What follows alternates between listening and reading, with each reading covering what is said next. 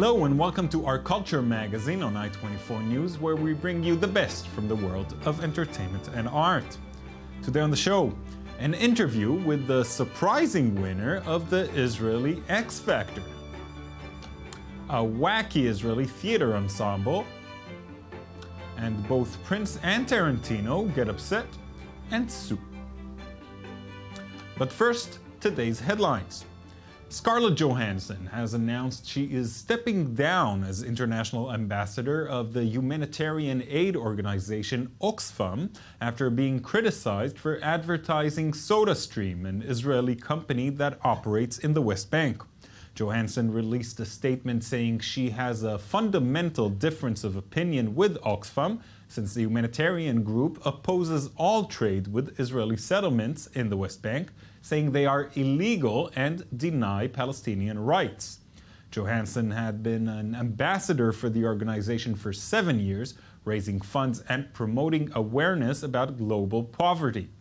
However, earlier this month, she signed on as the first global brand ambassador of SodaStream International, makers of home soda-making machines. She will appear in an ad for the company during the Super Bowl.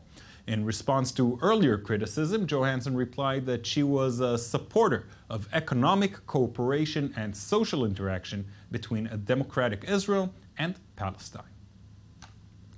Justin Bieber has been charged with assaulting a Toronto limo driver after turning himself into police custody late Wednesday night. Police accused Bieber of getting into an altercation with a limo driver last month, hitting him on the back of the head several times and fleeing the scene. A lawyer for the singer denied the charges. Bieber faces more legal woes as the charge comes a week after he was arrested and charged for a separate drunk driving incident in Florida. In the meantime, public anger about Bieber's star antics has translated into an online petition calling for the Canadian singer's deportation from the U.S. It was submitted to the White House, even though the U.S. president does not have the authority to deport anyone. However, since the petition has received well over 100,000 signatures, the White House will now be legally forced to address it.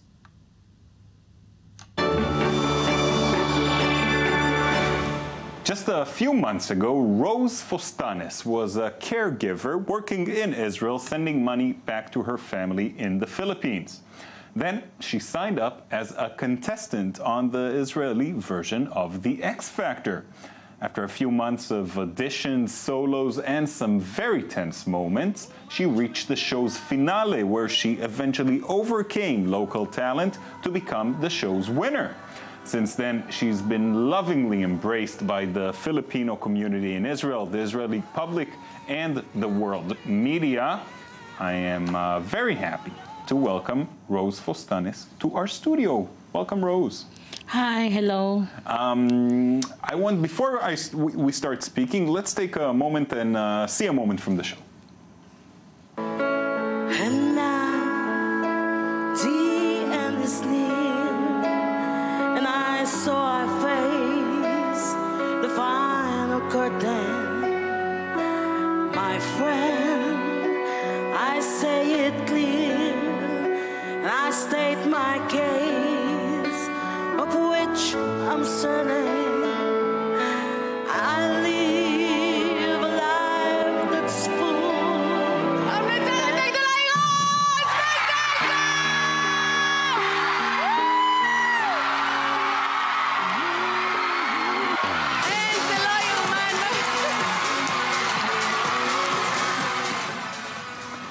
So, Rose, that was, of course, your winning song, My Way, and the winning moment. How did it feel? You know, that moment I was very shocked, you know, very, very shocked. It goes like I'm there, but there's no soul. I don't know what's really happening. I understand it only after 2 days that right. I won the competition. Really, I can't believe it. And how has your life changed since you've won?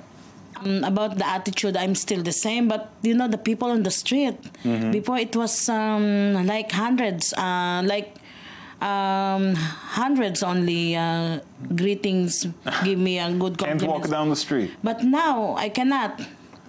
It's like 125% now. And I cannot even go to a place where I want. Can't live a normal life. Yeah, Wow. So I was thinking to myself, it's not easy to be... so famous, yeah. This, many people found your win surprising. Why do you think that is? Because first, I'm not Israeli, and I won that competition, and I don't have the residence. This is the first reason also why they are so shocked that I win, especially in my community, because all the time, in another country also, they used to let them win the people from their country. As an outsider, as someone who has this special point of view on Israelis, what was your experience like with Israel, with Israelis? With Israeli, as a caregiver. They're also nice, but you know, being a caregiver is very hard work. You need to have a lot of patience from the old people because you know they don't know also what they're doing. Now you've spent time also in other countries in the region. You spent time in Lebanon. You spent time in Egypt. Also in Dubai. You were in Dubai. How does Israel compare to these places? I like Israeli people because they are straight people, you know. If they say so, it means that it's like that. And about the salary that we are taking, it's a little bit higher here, and it's a little bit less the work they are giving us the benefits, like the day off, not like the other country that I've been working before. Now, and this is, you're still very close to your family in the Philippines. You still support them. And you've been, how long has it been since you've been to the Philippines? I was visiting Philippines, it was 2011. But you've been in Israel longer than that, right? Yeah, I've been here for 6 years. 6 years. How does it, how do you manage this distance? Yeah, maybe because I get used to working abroad and be far from my family. When there's a computer now, so we start to talk in Skype and in the Facebook. Right, it's that does help tremendously. Rose, you know, your journey to where you are now was not an easy one. What can you say to people about overcoming difficulties and achieving your dream? First, I would like to say thank you to all the Israeli who helps me to be here, because without them, without their boats, and also to my fellow Filipino who works in all around the world, thank you so much for giving us chance to win in this competition. My message only to all my Filipino friends and who works outside is to be strong and have faith in God, and don't be shy if you have a talent to show it. Rose Fostanes, thank you so much for showing us your talent. Thank you. One of Israel's hottest fringe shows is created by an ensemble called Tziporela. Now, Tziporela is attempting to take over the world with their first English-speaking show. They like to call it rock and roll on stage. Avri Rosentzvi went to see if there's a method to their madness. This is Tziporela.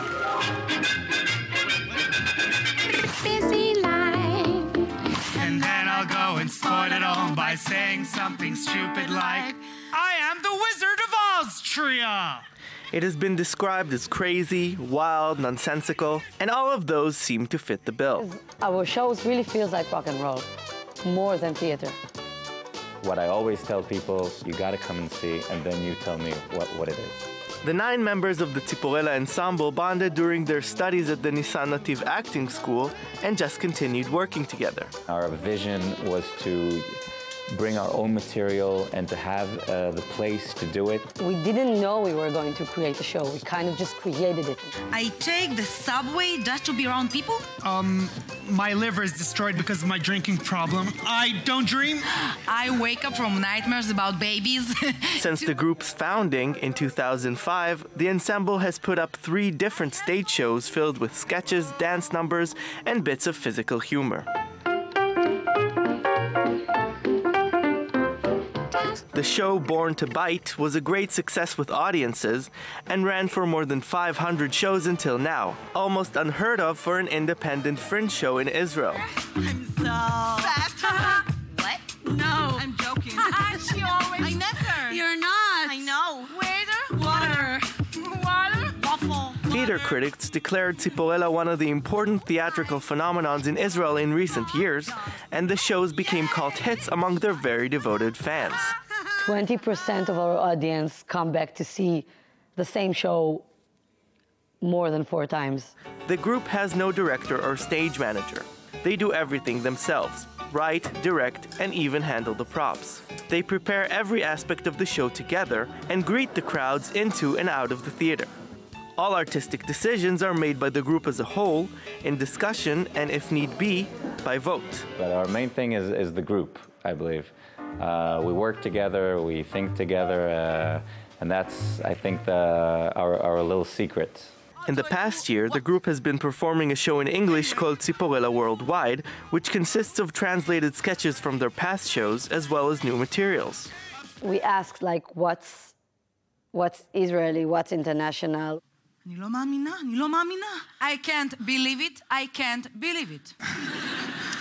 We thought that we're coming with like a bit of Israeli stuff, and but it turned out to be that it's like day-to-day issues and everybody connects. Besides shows around the world, they also perform the worldwide show in their home theater in Tel Aviv. And we also want to be like a place where tourists can come to Tel Aviv and say there's something for us to see. And later this year, they are planning to take the show to New York for an off-Broadway run. If we really want to take over the world. And I guess we will. I mean, yep. Just keep them busy, getting up. In just a moment, we'll hear what happens when Tarantino gets upset, but first a few cultural highlights from around the world. For the first time, an exhibition explores surrealism in its sculptural dimension.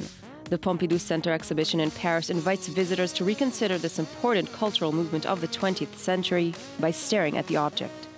From the 1910s famous bottle holder of Marcel Duchamp and to Miro's 1960s sculptures, the exhibit will take the art lover through a journey into the heart of the 20th century. Over 200 surrealist works by Dali, Picasso, and Ernst await you at the Pompidou Center until March 3rd. According to the Chinese calendar, 2014 is the year of the horse. The London annual Chinese New Year celebrations are the biggest in the world outside China. Every year, hundreds of thousands of people turn out to take part in the festivities, making way for the parade's traditional dragon dancers who dominate the London streets. This year's celebrations will include a Little Red Flower art troupe, a children's variety act from Nanjing, performing arts from local community groups, and a Chinese opera performed by the Beijing Young Cultural Ambassadors. Chinese New Year Day falls on January 31st. Stones is a 6-person act inspired by the Warsaw Ghetto Uprising monument at the Yad Vashem Holocaust Memorial in Jerusalem. It tells the story of the ghetto's rebels through the eyes of the sculpture that comes to life. Performed all over the world, Stones is an original show about the Holocaust which employs strong images and humor to convey emotions of the present and past. Using a new theatrical language, the show deals with the passion for life, heroism in a most unlikely situation, and the victory of the prevailing spirit within a modern world. Stones runs at the Tel Aviv Tzafta Theater until March 3rd. It is now time for Shachar Peled's weekly segment Off Screen. Hi, Shachar. Hi, Oded. We don't have much time, so I'm not going to interfere. Just go for it. Quickly, we have a quick look at Courtroom today, this week. Quentin Tarantino, the well-acclaimed director, with his newest scandal. Last week, he declared that he won't be making his new Western film, The Hateful Eight, because someone had leaked the screenplay. Now he's suing. He's suing the gossip website Gawker for copyright infringement because they posted a link directly to the screenplay. He's saying that the site cost him royalties he might have earned once he would publish his screenplay. This is something he usually does. does publish his screenplay once it's final. And he's actually saying that 1 out of the 6 people to whom he showed the script betrayed him and leaked it. There's a mole inside his circle. What website Gorka so far is saying that they're not very intimidated and they will fight this case. Right. He should sue whoever leaked it. But he's going for the big Gorka. And in the music industry, we have Prince, the musician. He's suing actually 22 of his fans, $1 million each, his fan base, because they posted copies of his latest performance onto YouTube without his permission. So this brings us to this great dilemma of an artist these days with the piracy era. What do? Do you go to war against your own fan base, or do you stop guarding your own copyrights? This is something that everyone is dealing with, and well, as the Gorka said in their statement, as far as they know, there has been no claim of infringement to prevail in the US over a news story. Right, So. very important questions, very interesting issues. Absolutely. We'll keep following that. Thank you so much, Aho. Thank you, Edith. And thank you for joining us today. I hope you enjoyed what you saw. You can see previous shows on our website, and please join us again next week.